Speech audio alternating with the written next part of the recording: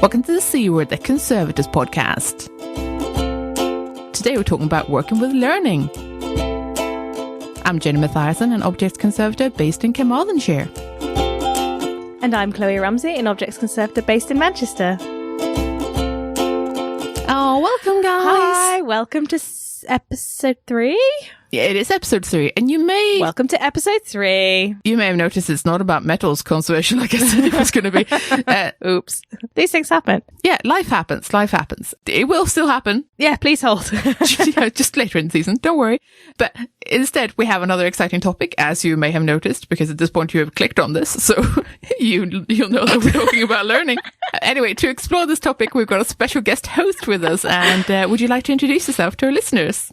Yeah, hello, I'm Claire. I work at Imperial War Museums in the Public Engagement and Learning team. I'm based in London, but I'm originally from the Northwest, and I'm based across all the sites of IWM. So that includes IWM North in Manchester, and then we've got Duxford in Cambridgeshire, we've got HMS Belfast on the Thames, we've got the Churchill War Rooms, and then we've got IWM London as well. So there's five branches of our wonderful IWM tree that I work at.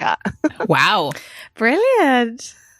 Thanks for joining us. Thank you for having me. This is lovely. Regular listeners of the podcast will know that we're doing a working with series within our seasons, because we know that we work so much with the conservation work so much with other departments in museums, and we can all, give each other so many wonderful, additional things in our work. So we've done working with curators, working with front of house, and working with techs.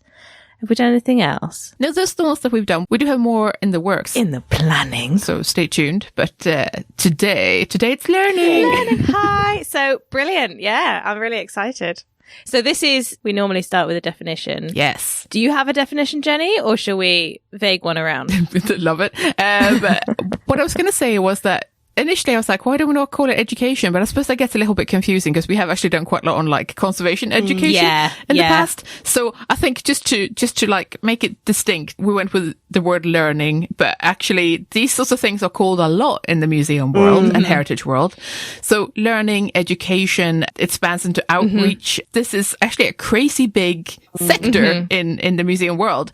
And that also makes it a little bit difficult to define. Because I think the sort of classic thing is it's when school kids come into the museum and I was going to say someone deals with them. The museum teacher is rolled out, but that's sort of not how it is anymore, right? It's now often a distinct department. Yeah, often yes. And I would say that most places would have someone within this role, although it will be called different things in different places. So, it can be learning officer or, the education officer. It can be all sorts of things really. And it sort of depends on the mission of the museum as well, like what you call it, what sort of remit it has as well. Yeah. I don't know that I have a good definition as such. Does anyone else want to have a go at defining it? Yeah, I was going to say, what does Claire feel that the definition is? It does really depend on where you are and how that particular organisation define it. And I think you can tell a lot about a museum and how it goes about its education, learning, public engagement, whatever you want to call it.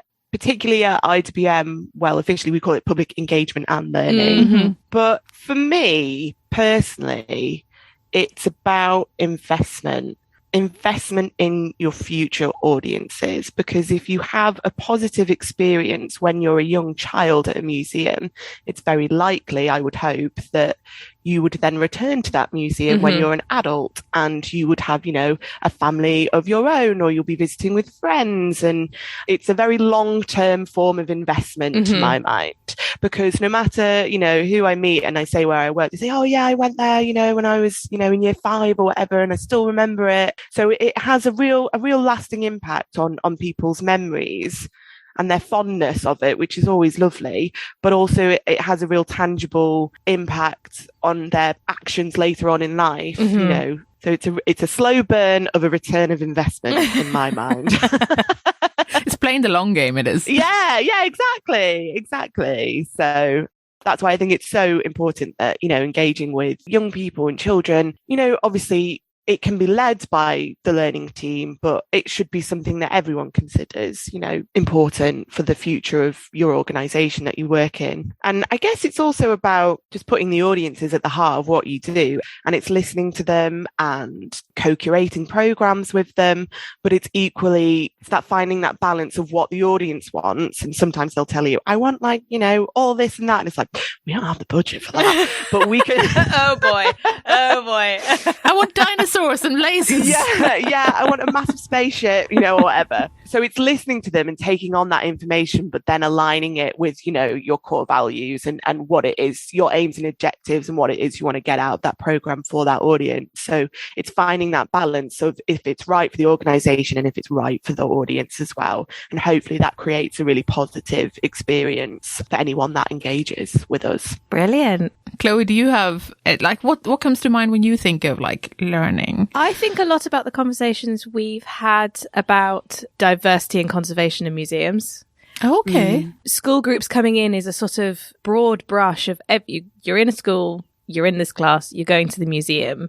And that's not dependent on, it's dependent on the curriculum. It's not dependent on whether that's what you tend to do or whether that's what you fancy doing or anything. You got to do it. I think that's what you're saying, Claire, about people remember, I went there in year 5 and I really enjoyed it. And so they went back, or they might, go home and say, I'd like to go here again, or they'll, see conservators on doing some, from a conservation point of view, they might look into a conservation window, for example, and say, oh, wow, conservation is a thing. I'd like to do that. So that's not even considering what they might learn at the museum, but just visiting the museum, learning that museums are fun, learning that heritage and history is fun, getting that break from the school and the classroom, I think it's sort of, we're diversifying the audiences essentially because you're forcing kids to come along, I mean, has anyone not found it fun to just be outside of the classroom for a day?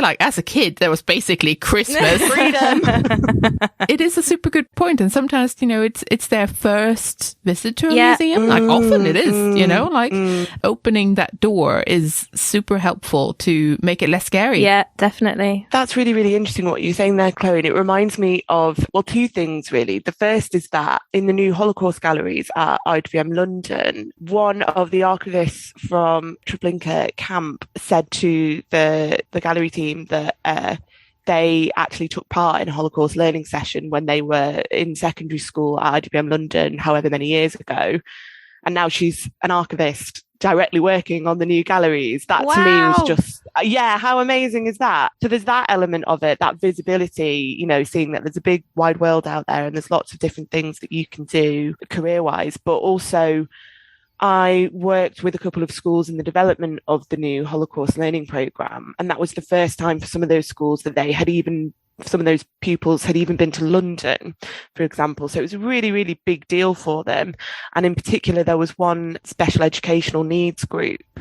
And I spoke with the teacher before they came, and she specifically requested, could her students practice going in the lift, clicking the correct button for the correct floor, because that is a really essential life skill that these students just don't get the opportunity to do all the time. And that hadn't even crossed my mind that, these are can be quite overwhelming if it's like you say, Jenny, the first time they've been in a museum. So that's why I mean, when I say, everyone should be, invested in these right from the moment they get on site. It doesn't just sit with learning. It's everyone's responsibility to make schools and all visitors feel welcome. Oh, can I throw in a fun fact, because it made me think of something? And it is that my first time buying something with my own pocket money was at a museum shop. And I remember that. And notably, I actually found the thing that I bought literally yesterday.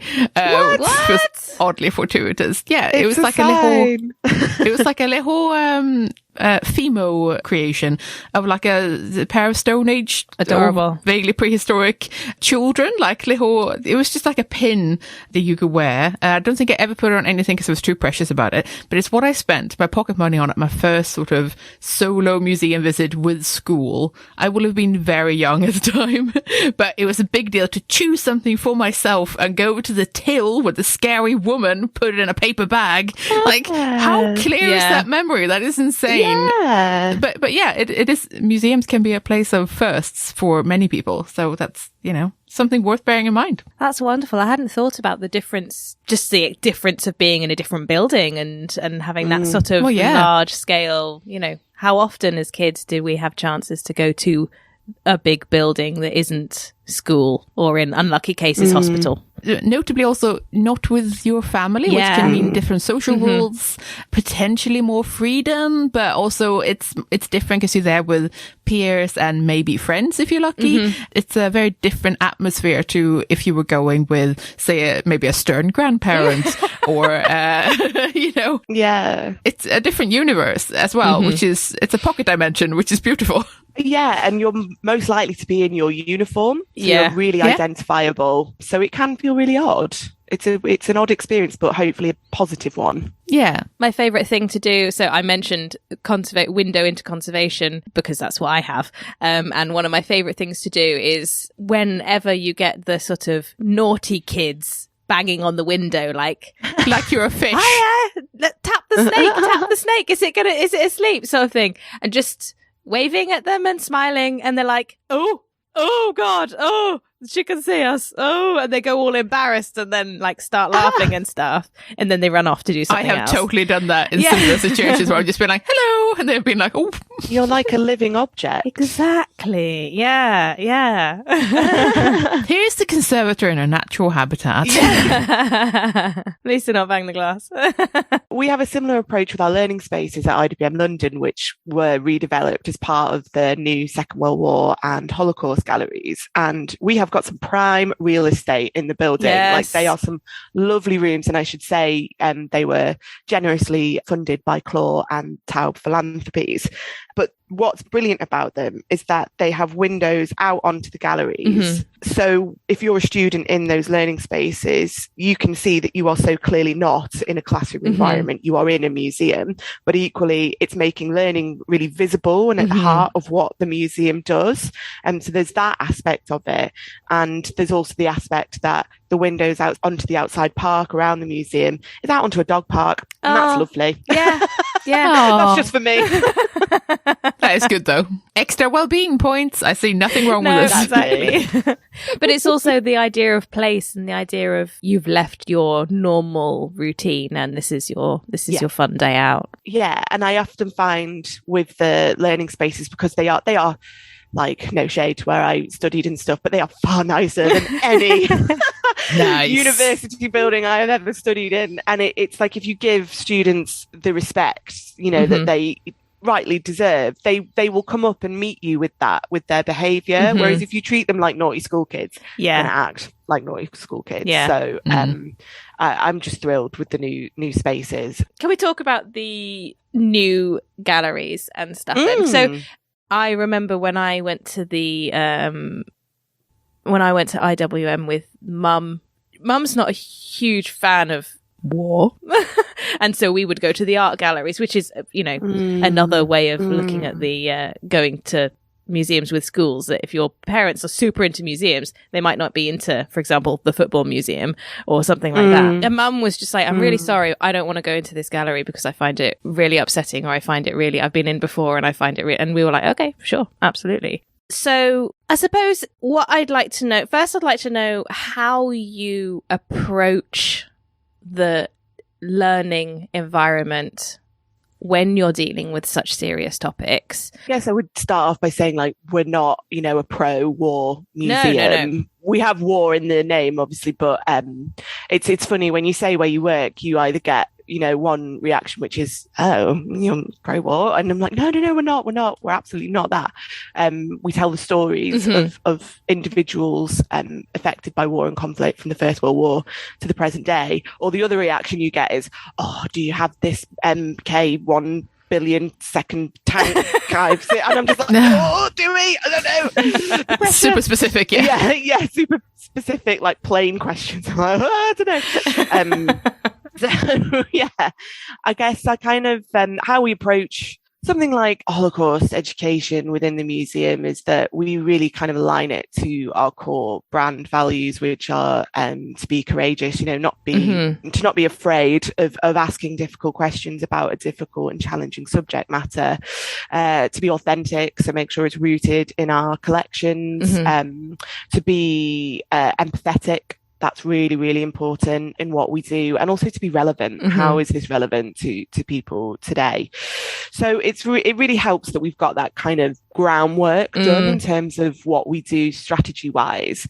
And then how we approach the learning environment is that we worked really closely with a variety of schools in developing the new Holocaust learning programme as part of the new Holocaust galleries at IWM London, because a bit like what I was saying before, like everything we do is tailored for a specific audience. And in this case, it was schools. So we actually went out. I did several focus groups with teachers and was able to actually go into schools last summer, which was incredible given everything that's gone on. That was amazing to just get out into schools and speak to students about what they would expect from a learning experience.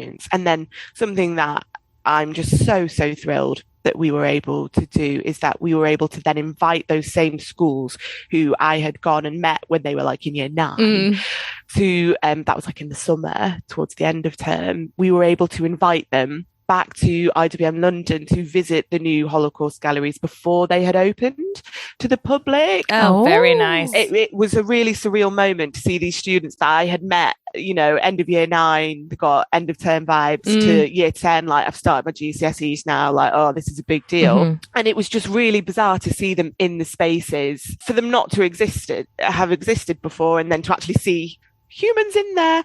And also, for going back to that visibility thing, they were seeing, all sorts of professional people in there, from the curatorial team to the conservators to, builders and contractors changing light bulbs, things like that.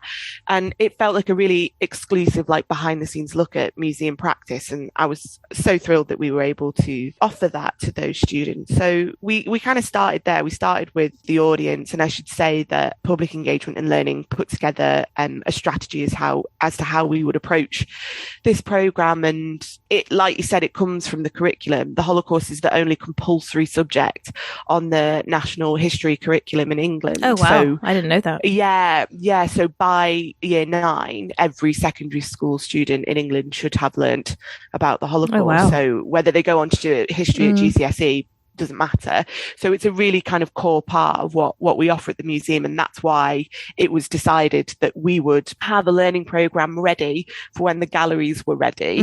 In an ideal world, we would have let the galleries open first and then do a learning programme. But it was decided that no, this is a really integral part of what we do. So it provided many, many opportunities and challenges. And then to add on top of that, working from home and the space is not existing, and seeing like graphic designs of the galleries, and then fast forward 2 years and they actually exist. So like what I saw on my tiny laptop screen at home is what's in front of me now. And it's been an incredible thing to work on. And I'm just so thrilled that we were able to collaborate so closely with our audience for it, and teachers and students. Oh, that sounds amazing. Do you find people getting upset during the learning sessions? And how do you deal with that? That's a really, really interesting question, because obviously it is a hugely challenging and complex subject matter.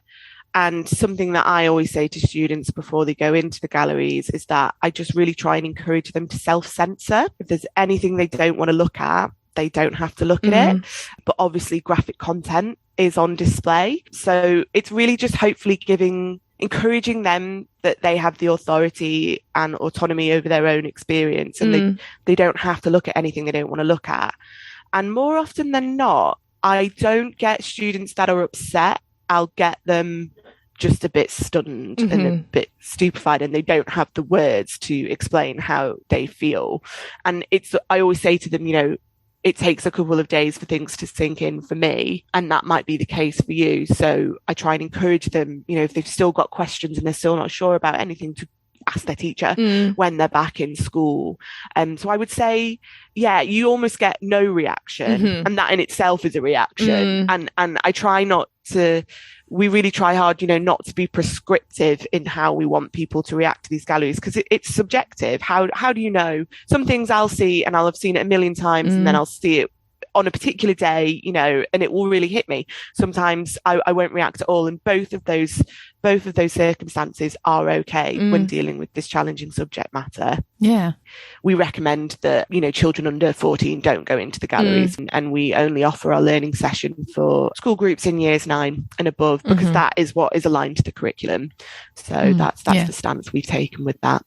So, to lighten the mood a little, I'd really like to talk about the process of developing those galleries on the ground with, for example, conservation. Something that I worked particularly on with conservators at the museum was 3D scanning some objects. Cool. It was really, really interesting. So the learning program, we wanted it to feel, innovative and new technologies and things like that. And we just thought, how can we do that? And actually let the objects speak for themselves. But obviously the objects are on display in a very carefully, curated and conserved way in the galleries. So how can we just make that a little bit more tactile for students? And we decided to 3D scan. We worked with a brilliant creative digital agency called Friday Sunday Studio. We were all able to go to Duxford, which is where the majority of our collection is conserved. And the team from Friday Sunday brought along a 3D scanner, and we were able to scan a variety of objects that I had seen before on display, I had seen on collections online, but again, it was that moment of seeing it there in front of you. I remember it was it was a fork that a child had brought with them when they came to Britain on the kinder transport, and we see and use forks all the time, but it was incredible to see it there. Wow. And then, so we 3D scanned, and we worked really closely with the conservation team, and they were incredibly, incredibly supportive and collaborative in what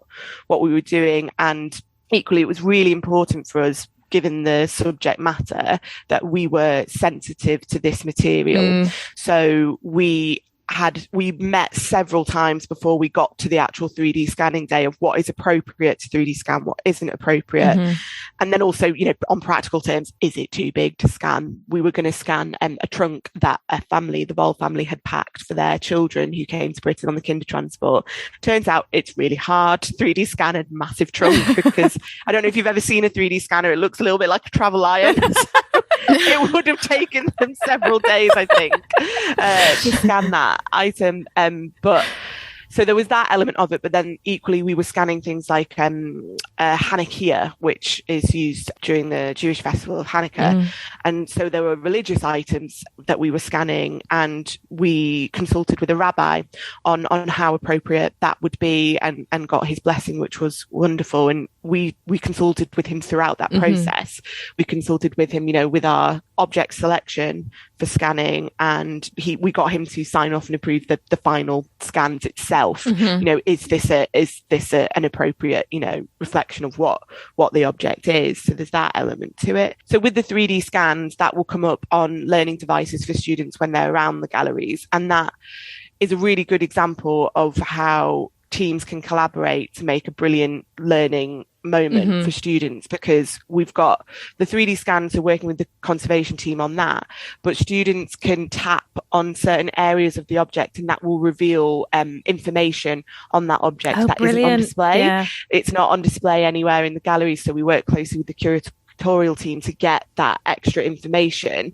And what came up a lot from students was, how do you get this material? How do you get it? Who donated it? How does it even come to be here? So we're able to give them, behind the scenes look at, how museums acquire objects. In some cases, they're bought at auction, which feels, you would expect everything to be, lovingly donated. And that is often the case, but sometimes, often not the case too. Often not the case. Yeah, exactly. And getting students to think about that process of collecting, and from getting it into your collection to then it being on display. So that is a wonderful example of how curatorial public engagement and conservation can work together to create this, hopefully, you know, lasting, memorable moment for these students. And then I guess another element of how conservation worked with the galleries was that there is a typewriter on display in the section of the galleries under Annihilation, and it's kind of the first object that you see when you get into that new part of the galleries. And that typewriter came from Lieutenant General Arthur Sayers Incourt. So he was a Reich commissioner in the Netherlands, and he used that typewriter to type up orders relating to the Nazi occupation of the Netherlands. Yeah, you know, as well as anti-Jewish decrees and things like that. And he participated in the deportation of around 107,000 Jews from the Netherlands from 1942 to 1944. So that typewriter is on display. And how the team worked with the conservators with that was that they were actually able to take an imprint of the font from that typewriter that is then used in the gallery design. So whenever perpetrators are mentioned, it is in the font from that typewriter. That's cool. Yeah, that's so whenever really perpetrators, cool. Yeah. So that it doesn't mention that anywhere, but it's a really, you know, insightful kind of moment about how these things don't just come to be. There's a lot of thought that goes into them. And equally with that typewriter, there is sounds in the galleries as you go around. And in the Annihilation room, there is a train carriage on display that was used to deport Belgian Jews to camps. And the sound in that space, it sounds like a train on a track, and it steadily grows and builds till it sounds almost like a train screeching to a halt. And actually it's not a train. The conservation team actually typed on the typewriter, recorded that sound. So that's the train, what you think are the train tracks. And then they recorded the sound of them moving the barrel of the typewriter, and that's the screeching. And the reason for that is that the team wanted to suggest that kind of element of the deportations, but it all kind of came back to the bureaucracy of it and the fact that it started with a man typing a typewriter, typing these orders down. Yeah. And it built and to eventually, you know, these trains actually being on the tracks. So that is a really, really, I just think that's a fascinating insight into how conservation can contribute to the overall vision and feel of the galleries themselves. I got goosebumps when you were describing that. That's amazing. That's amazing. Well done, IWM conservation team. Shout out. It's like a multi-layered Easter egg. Oh, I love the idea of Easter eggs. I think they're brilliant. Yeah. Content Easter eggs, just so if anyone's confused. We don't mean actual Easter eggs. That, like, we are recording this on just before Good Friday, but it like audio and media Easter eggs rather than chocolate wrapped in foil. Though those are good too, but not in museums. I find food in museums fascinating because food is never meant to be preserved. It's meant to be eaten. And we have food in the collection at IWM. We have over 100-year-old trench biscuit because the butter content was so low, it was basically cardboard. And then soldiers would we've got one that's a photo frame, so a soldier turned it into a photo frame for their family. We've got one where they would write, messages on them. It's so fascinating. And equally from the Second World War, we have things in our handling collection, for example, of powdered eggs in a tin that was shipped over from the USA for during rationing. And if you shake it, you can still feel the eggs. It's so funny. It's so bizarre. Yeah. Should listen to our food episode. Indeed. There is in fact a food episode. So go and listen to that. We mentioned learning spaces, and I thought that was really interesting. And I just wanted to quickly talk a little bit about maybe what learning spaces look like in different places. Because yours sound super cool, by the way. They're lovely. And I was trying to think of places that I think of as learning spaces. Swanky places often have like purpose-built learning studios and stuff like that might in fact be almost freestanding or like in a really different part of the building. And I always felt like that's a little bit divorced from the actual museum. It's like better keep the noisy kids away from the nice stuff. Yeah. Yeah. That's slightly how I feel about it. I mean, it's good to have an event space, don't get me wrong, for many reasons, including pests and having food and all that sort of thing, right? Yeah. And having somewhere for school kids to maybe eat a packed lunch and stuff like that. They are useful spaces, do not get me wrong. But also I do feel like you're sort of missing out if you're just putting people in essentially another classroom in another box. Yeah. As opposed to being in a gallery. Of course, there are mixed things with maybe having the galleries themselves as learning spaces, in that it might be off-putting for other visitors if they sort of feel like they can't enjoy the gallery space at the same time, if it's not advertised beforehand. I mean, I've certainly turned up to museums and gone, I'm going to the specific thing. Oh, great, it's closed all day for learning. Great. I'm only here this one day, and that's super sad. I've definitely been that annoyed person, for sure. So it can cause conflict, certainly. But also I really do like the notion of being in the actual place with the things, right? Like that is a valuable experience that I think is really nice. But I get that there's a bit of conflict there. And also from like a conservation point of view of like, are the kids going to eat their packed lunch in the gallery? Is there extra cleaning afterwards? Usually no. Are people going to handle food right next to some paintings that are unglazed? You know, like that sort of thing. Like, so from a risk point of view, then maybe there is a heightened risk. But on the other hand, it is people in the space enjoying it, which is exactly what it's for, right? That is the purpose, is it not? To be in there enjoying the space, right? So yeah, I absolutely think they can coexist. We're all visitors at the end of the day, guys. You know, whether you've got a school uniform on or not. I think you just the teams that engage with those visitors just have to work really hard to find that balance of there being an imbalance of, you know, like you say, if it's closing a gallery, like that's such a shame. You know, I actually think it's really nice to see young people engage and be in a learning session. Yeah, I think so. Yeah. I think that visibility is important. And that's something we do with the learning program in the Holocaust galleries, is that, and teachers were quite apprehensive about this.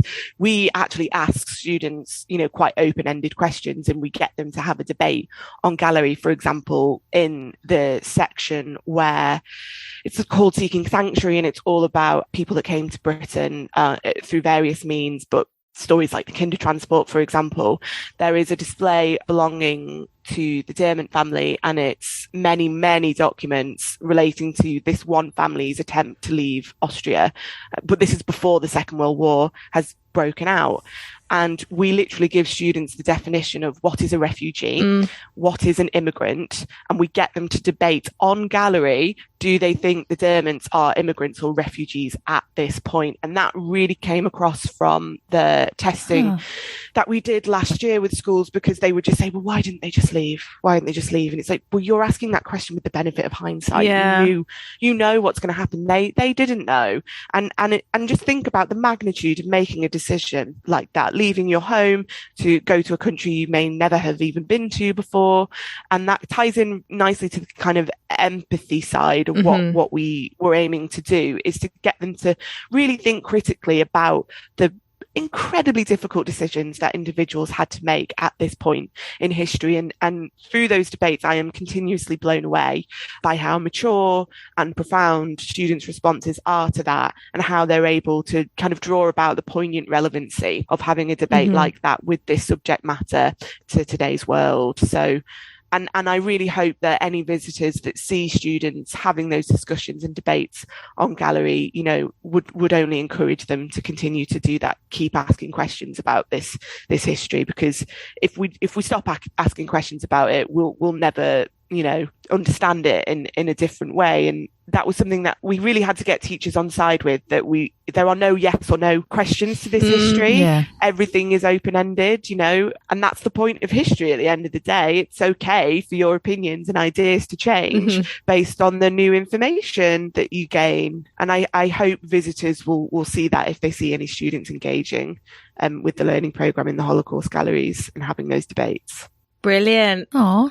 So I'm a huge fan of our learning spaces as well. I wanted to talk about them because they're sort of... Yeah, what are yours like? They're the sort of thing that you described, Claire, of being quite, well, I suppose I'd say every space in my museum, everywhere can be a learning space. But there are areas that are particularly set up for it. So we've got a learning room, which is used for learning for kids groups, adults groups, you know, craft days, all sorts of things. We've got picnic tables for kids to eat lunch in the sort of downstairs foyer area. It's away from collections for the most part, and it is cleaned more regularly.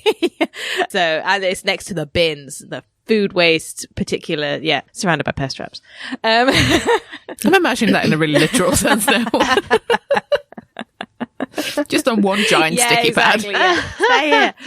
But in Gallery 1, we've got something that I've never seen, I never saw before I came to this museum, which is, it's called the Mini Theatre, and it's in the center of the gallery, and there's a huge circular curtain with theatre lights that they're drawn back against the side of the gallery when they're not in use. And when they are in use for, I think they're called living history events, they close the curtains and do the lighting so that it's theatre lighting.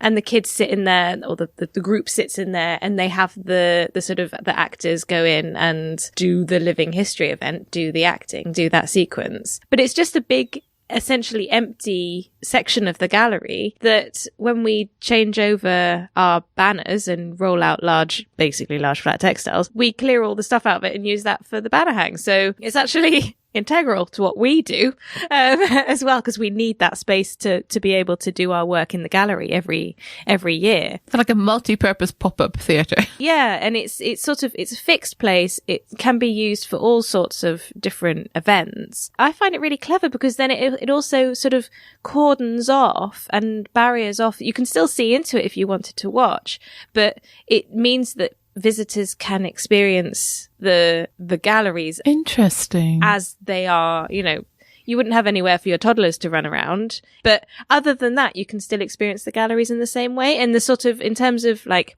overstimulation for visitors with different neurodiversities, that's not so much of a thing because you can hear it, but it's not, you know, all empowering. We've also had in the downstairs foyer area for short periods of time for lux levels.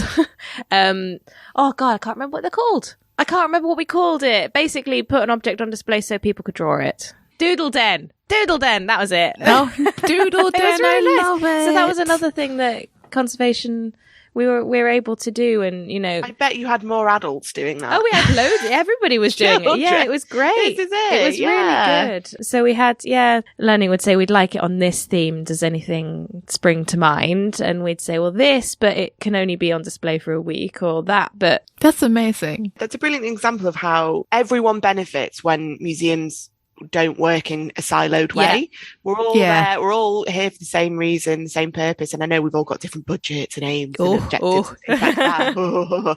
But you know, we are essentially all here for the same reason. And that is a lovely example of cross collaboration between departments that taps into something that is an interesting point to make about the challenges of spaces, because more often than not, museums are in historical buildings that were not built for purpose, or, you know, and I think that's a lovely example of how a space can be multifunctional and beneficial for many, many different visitors and their reasons and needs. Yeah, space in museum is a really big issue, I think, that I definitely didn't consider before I started.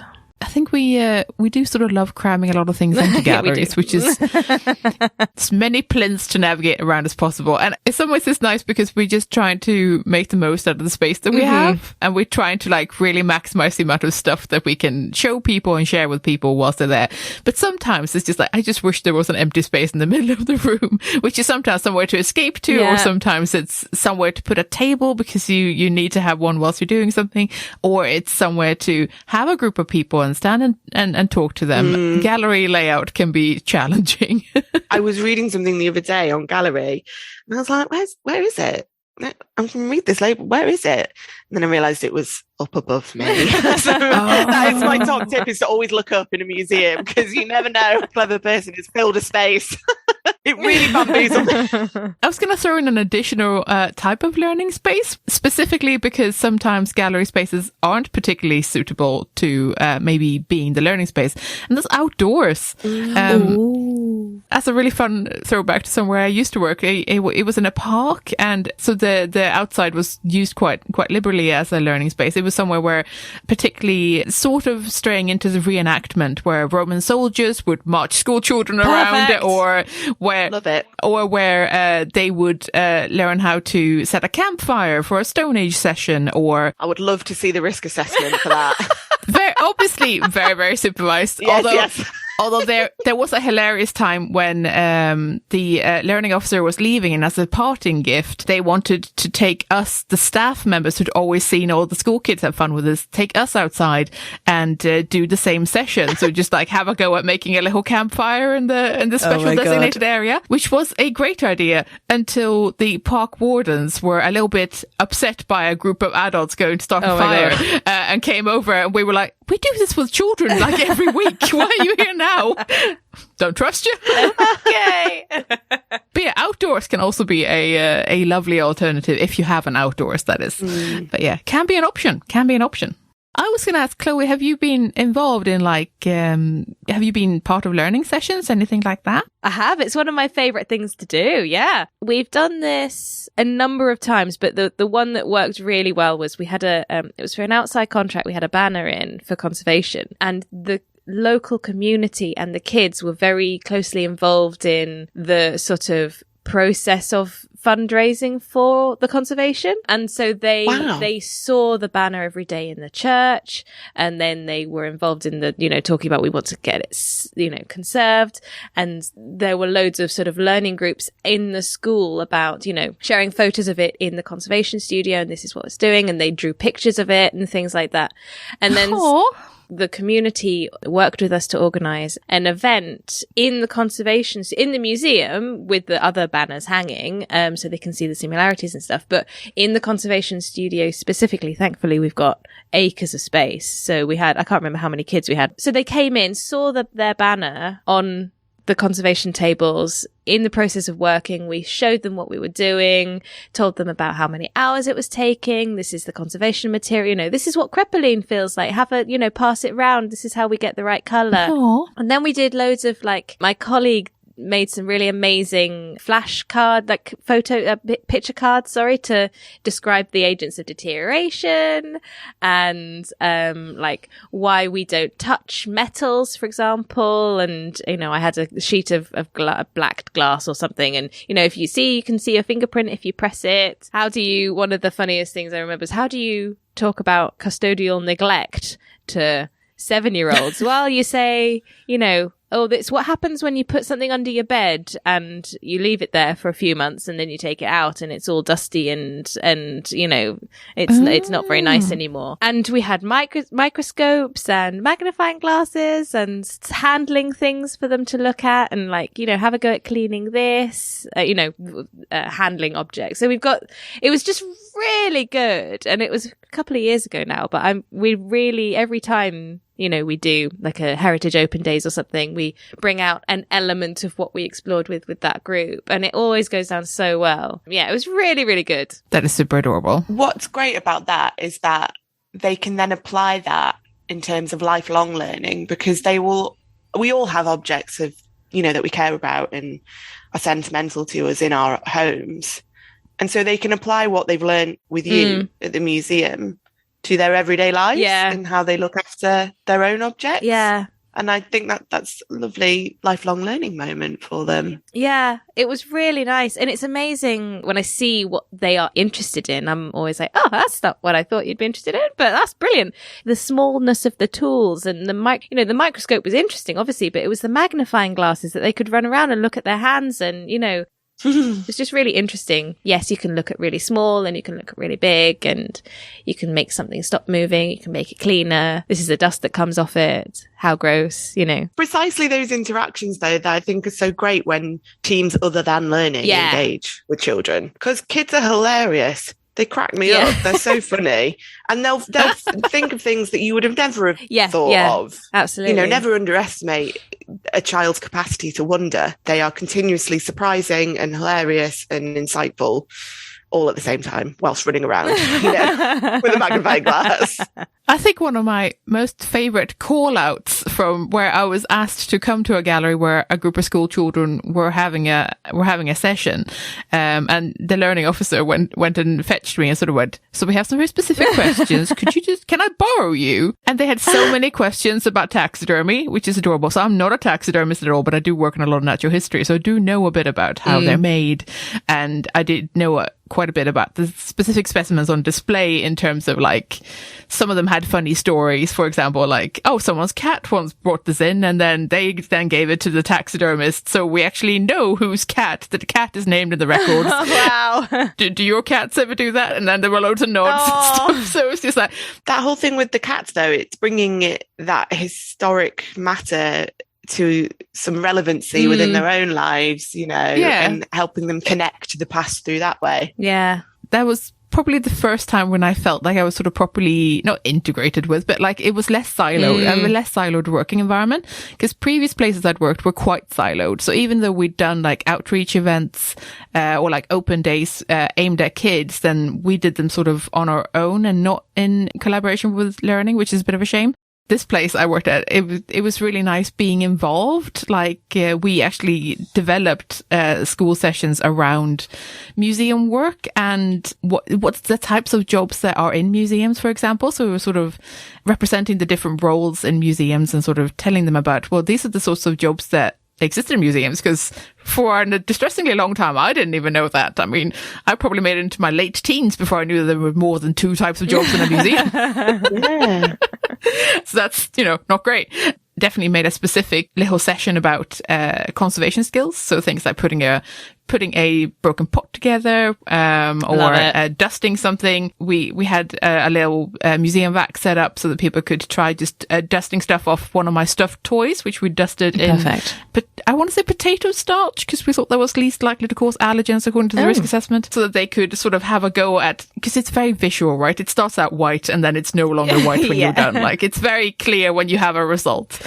Unlike in conservation where something's just slightly less brown. Love it. That was a really, really fun thing to do, and to sort of couch the stuff that we do in terms understandable to a 7-year-old it was a great exercise to have with the learning officer as well. It was really nice. And we made a whole school session about fakes in the museum, because we had a lot of fake Egyptian things, for example. So we made a whole school session about that's fascinating. How to spot a fake and how you might discover that something is fake, and just showing them things that were real versus fake and that sort of thing, and making it all nice and fun. And then so it's sort of like a detective saga, but the conservator is the detective. I'm so on board with that. There is definitely stuff that you can do depending on what you've got in the collection, just have these silly conversations over a cup of tea, and you might actually find that there's something in there that can be tied into the curriculum, and might be something that nobody else is offering. It might actually be a selling point for the museum if you develop something that's just unusual and fun. So it's definitely worth a go. It's really fun as well. Also, it's just more excuses to have tea and biscuits with some of your favourite colleagues, and just... Those are how some of the best decisions and conversations come about, is at the boiling the kettle. And hopefully we'll have more of those now that things are settling down. Yeah, exactly. Yeah. Hi, I'm Jessica England. I'm currently the Communications Manager at GEM, which stands for the Group for Education in Museums. Lovely. Thank you so much for joining us today. It was really nice of you to do that. Thank you for having us on the show. So what is GEM and what do you guys do? So GEM is a charity, but also a membership organisation. And we support everyone who delivers learning in museums, heritage sites and other cultural organisations. So that covers a really broad range, but museums and heritage are really where we concentrate. And we provide training, networking opportunities, mentoring, publications, resources, and more. And that supports museum educators at all stages of their career. And we really our vision is to create inspiring experiences that are relevant for everyone, which promote equality, transform, and enrich lives. That's a great mission. Something we sort of not struggled with, that's perhaps the wrong word, but we were trying to find, like, sort of think of a definition of, like, what learning sort of means. And we sort of had some ideas, but I was curious to sort of what your take on what does that mean in, like, a heritage context? I mean, it's a tough one. It's really tough. I think learning in a museum and heritage context is really broad. And it covers all sorts of activities. So it can be self-directed exploration, or it can be, really closely facilitated sessions looking at something specific in a collection. Ultimately, we would say at GEM that learning is for all age groups at all stages of learning. And it also needs to be inclusive of people from different contexts, different backgrounds, different abilities. I think traditionally when people think of learning, they think of school visits and classrooms. But we would say it goes far beyond that formal education, actually, to help everyone engage with a particular topic or item, or just the history of a site itself. So who can join your organisation? Where can people find out a bit more? So anyone can join our organisation. Really, we promote ourselves to anyone who's interested in learning. So that can be people in traditional learning roles, but that can also include anyone else who works in a museum or heritage site. Crucially, we have different types of membership, one of which is institutional membership, and hundreds of organisations around the UK, heritage organisations and museums, are GEM members. And that membership applies to everyone who works for that organisation. So your learning team might be the only people who currently engage with us, but actually conservators are also very welcome to use our services, take our discounts and training. So you should definitely have a word with your learning team, first of all, or maybe someone in HR, and find out if your organisation is a GEM member. Yeah. Because if they are, you already have access to everything we do. Amazing. Great shout out. And if you don't, that's fine. Lots of the stuff that we do, we put out for free for everyone. So we have lots of free resources. We do regular case studies, publications, and all of that is on our website. So you can visit gem.org.uk to find out more. And you can also find out how to get in touch with us there. Send us an email, and we'll send you some more information about how you can really benefit from getting involved with us, and maybe how we can help you to learn more about learning in your organisation. As usual, we will put all the links in the show notes so you can check that out. Conservators, definitely go and have a look at this. Thanks so much, Jessica. Today I'm reviewing The Conservation of Medieval Polychrome Wood Sculpture, History, Theory, Practice by Michelle Marincola and Lucretia Carriere. This is a Getty Conservation Institute publication from 2020. Medieval polychrome wood sculptures are actually a bit of a first love for me, as it's the first type of object I got to try my hands on as a trainee back in 2006. They're extraordinary pieces of art and devotion, and I hope I get to work on more of them in the future. Anyway, it felt oddly appropriate to be reviewing this book over the Easter weekend, as the majority of works from this era are religious in nature, as you might imagine, which the book readily recognizes, and in fact flags up as a possible threat to their future care and appreciation. But I'm getting ahead of myself here. This aims to plug a gap in the market. It's a book aimed at conservators first and foremost, and other interested parties second. But it will definitely appeal to anyone who appreciates this kind of artwork or devotional item. Curators, collectors, historians, parishioners, etc. They also spend some time explaining that resources are often scattered and are rarely available in English, so I can only imagine the enormous amount of work it took to research and compile such a tremendous book. This is no recipe book, so you won't find any convenient treatment recommendations in here. Treatments are discussed, in fact at length, but always with the caveat that one solution does not fit all cases. If anything, this is a cautious book. It doesn't shy away from mentioning the tools we might use as conservators or the options we might consider, but it always urges us to pause and think before we act. Okay, let's talk about content and structure. Part 1 of the book has 3 chapters, one on wood, one on polychromy, that's hard to say fast, and one on deterioration and change. These are both thorough and thought-provoking. If you already know about the nature of wood, you'll feel like this is a useful refresher course. And if you're not a paintings conservator, like me, you'll still be able to enjoy the chapter on painted surfaces. What I'm trying to say is they pitched this right. Nothing is over-explained, but there's also no assumption of masses or prior knowledge. Often I pick up a book like this and I expect to feel intimidated, or like I only have a right to read it if I'm a painting specialist, which I'm not. But that's not how I felt about this book at all, and the world is better for such books. Part 2 is the more practical half of the book, well, more than half actually, and has chapters on deciding on treatments, preventive conservation, consolidation, adhesion, cleaning, and loss compensation. The chapter on designing a course of action is an ode to the conservator and the condition report. It also highlights the role of ethics and thinking about different values in our work. What stuck with me is the call for mistakes. It's so important that we're brave enough to talk about what hasn't worked. We can't really make any progress if we don't share our failures. I love the historical knowledge that backs up these chapters. There's an acknowledgement of old practices and how these items were cared for by their congregations. Some amazing glimpses into how consolidation of paint layers was approached in the past, as well as some truly poignant points about what happens to these things in times of unrest. They were talking about iconoclasm in the distant past, but with the world at the brink of war around us, it's hard not to see the parallels. It's only a few weeks ago we saw photos of polychrome wooden sculptures being carried to shelters in Ukraine. At the back of this book you'll find a series of helpful case studies, and can I just say that I love that they're at the back for easy reference. Thank you so much, guys. As well as an examination checklist. That's the kind of cheat sheet every conservator needs in their life. I mean, honestly, I wish we had this sort of book for everything. Great job, guys. This publication is a love letter to wood as a material, to the function and full life of these sculptures, and to the idea of letting go of our preconceptions. I especially enjoy the call to let go of ideas around original. Instead, we must recognize how complex these items are and appreciate all of them, sometimes overpainting and all, although always in conversation with the stakeholders, of course. The danger of irrelevancy is ever present, and the book asks us, well, I suppose the authors do, to shout about these collections more, to use them, to cherish them, and to talk about them, so they're not just seen as relics of a time when people used to go to church. The pictures in this book elevates it to near coffee table levels of beauty. I know we're not necessarily all about that in conservation, but the striking full-page images are an absolute treat, and there is nothing wrong with a beautiful textbook. Heck, we could all learn from that.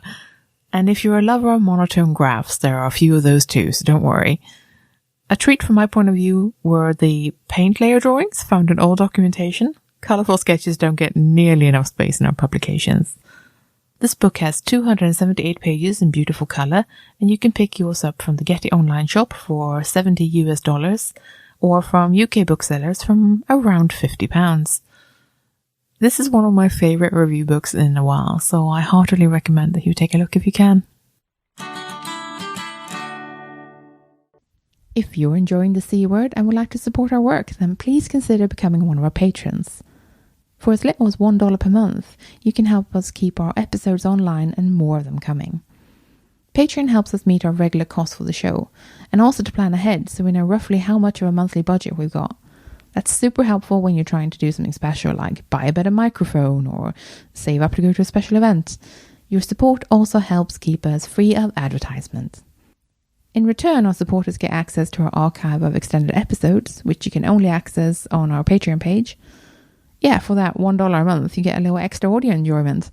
We've crunched the numbers, and it's about 10% extra content on a regular basis. Well, that's not bad for less than a cup of coffee, eh? If supporting us sounds like something you'd like to do, then head over to patreon.com/thecword and join our bunch of absolute champions. Thanks for listening. We're The C Word, and you've been listening to Clare Lawlor, Chloe Rumsey, and me, Jenny Mathiasen. Join us next time for an episode about, well, it might be metals conservation. We'll see how it goes, okay? And in the meantime, you can check out our website at thecword.show, tweet us at The C Word Podcast, or simply email us on thecwordpodcast@gmail.com. The intro and outro music is Spring by Didi Music, used under a Creative Commons Attribution License. Additional music and sound effects by Callum Robertson. This has been a Wooden Dice production.